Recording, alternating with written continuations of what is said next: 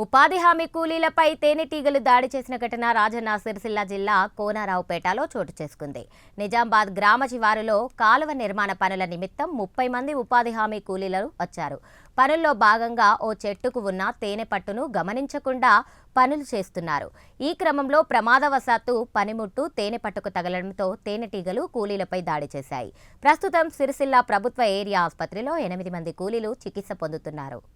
ఉపాధి పని చేస్తున్నాను కాలం సాపే గడిపోయారా కుట్టినాయి లేచినాయి లోపల పొదలు ఉన్నాయి కుట్టినాయి అప్పుడు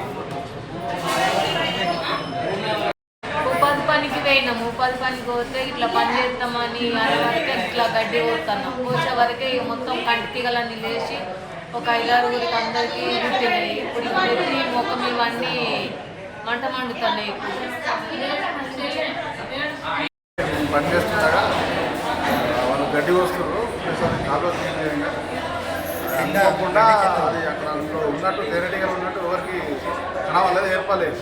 అది ఒకసారి కూర్చేసరికి అయితే అన్నీ ఒక్కటిసారిగా మూకుమ్మడిగా దాడి చేసి ఒక 10-15 మంది మీద అటాక్ చేసి ఇందులోకి ఇంకో పరిస్థితి ఏమో తెలుస్తుంది. ఇంట్లో కొంచెం తీవ్రంగా నడుస్తున్నారు.